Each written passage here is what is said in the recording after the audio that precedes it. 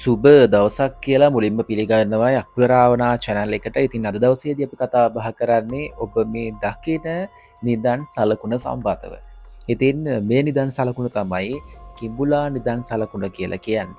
ඉතින් මේ කිඹුලා නිදන් සලකුණ ගොඩාක් තැන්වල ගල ඇතුළට කිඳා බහින විදියට තමයි නිර්මාණය කරලා තියෙන්නේ.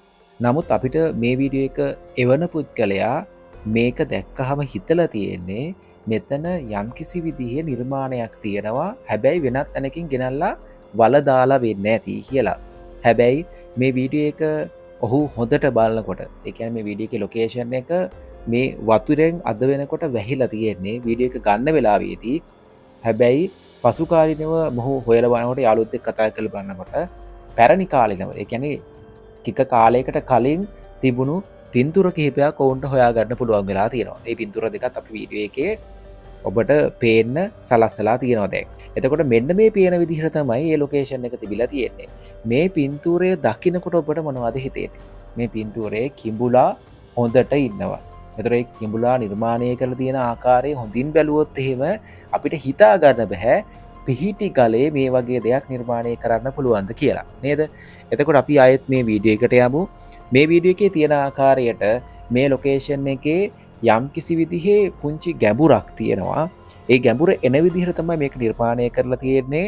එතකොට මේ ගැඹුරු ස්ථානයට මේ විදිහට ජලය පිරෙනවා. අපි මේක කෝවක් කියලා ගත්තොත් එහෙම මේ කෝවට ජලය පිරුණාට පස්සේ, කියන්නේ මේ පිරෙන උපරිම ප්‍රමාණය කියලා තමයි කියන්නේ. එතකොට මෙන්න මෙහෙම පිරුණාම මෙතන මේ වලේ ගත්තොත් එහෙම කිඹුලෙක් ඉන්න විදිහට තමයි මේක දිස් වෙන්නේ. මොහු මේකේ ජනප්‍රවාද කතාවත් එක්ක හොයලා බලනකොට ඔහුට හොයාගන්න පුළුවන් වෙන්නේ මේ අවට යම්කිසි තැන් කිහිපයක නිදන් ගත කිරීමක් කරලා තියෙනවා. ඒ කාලයේදී තිබුණ වස්තුන් කියලා හොයාගන්න පුළුවන් වෙනවා.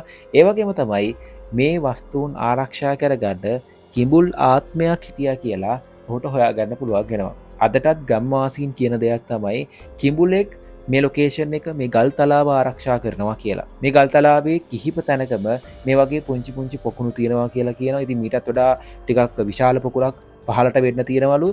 ඒ පොකුණේ වතුර හිඳුණත් එහෙම නිධානය සම්පූර්ණයෙන්ම යට යනවා කියලා තමයි ජනප්‍රවාද කතාවේ තියෙන්නේ. නමුත් ඒ පොකුණේ කවදාවත් ජලය හිඳෙන්නේ නැහැ කියලා තමයි ඔහු අපෙත් එක්ක ප්‍රකාශ කරේ.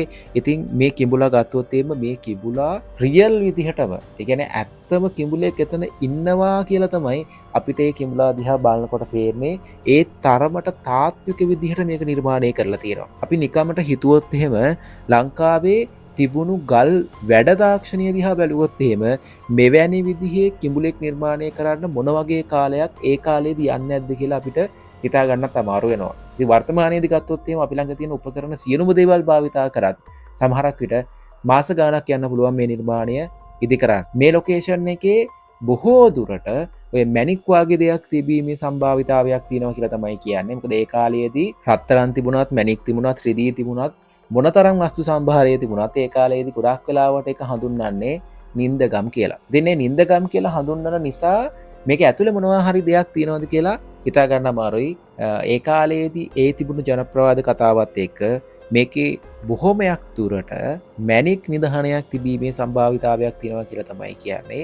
මොකද මේ මැණික් කියන දේ ජලයේ සහ ගොඩබිමේ දෙකේම තියන්න පුළුවන්. ජලයේදී තිබිලා ගොඩබිමට ආපුවාම ඒක හොඳ දිස්නයක් තියෙනවා. අපි ඒක මැණිකක් අරගෙනවල ඒකේ වතුර බිඳුවක් ගෑවොත් එහෙම මැණිකේ තියෙන වටිනාකම වැඩි වෙනවා. ඒ වගේම තමයි මේ කිඹුලා කියන සතාත් ගොඩබිමේ ඉන්නවට වඩා ජලයේදී ක්‍රියාකාරීව ඔහු දඩයම් කරනවා. ඉතින් අපි ඒ ගැන හොඳට දන්නවා. ඉතින් ඒත් එක්ක මේ හැම සංසන්දනයත් එක්කම බලනකොට මෙතන ජලය පිරෙන එක සහ ඒ පිරීලා උතුරට යන ප්‍රමාණයක් තියෙනවා මේ ගලය නිර්මාණය කරලා තියෙනවා. ඉතින් මේ හැමතේමත් එක්ක බලනකොට මෙතන මැණික් වගේ දෙයක් තිබීමේ වැඩි සම්භාවිතාවයක් තියෙනවා කියලා තමයි අපිට අවසාන නිගමනයේ විදියට ගන්න පුළුවන් වෙන්නේ. ඔබගේ අදහස මොන වගේද? ඔබට පුළුවන් කමෙන්ට් එකක් ඉදිරිපත් කරන්න. මේ වීඩියෝ එක තව කෙනෙකුට ඔබට පුළුවන් රෙකමන්ඩ් කරන්න ලයික් එකක් දාලා. ඉතින් ඔබගේ අදහස අපි එනකම් බලාපොරොත්තු වෙමින් ඉන්නවා. තවත් මේ වගේම ලස්සන වීඩියෝ එකකින් හමු වීමේ බලාපොරොත්තුෙන් අපි අදට සමු ගන්නවා. Okay, thank you.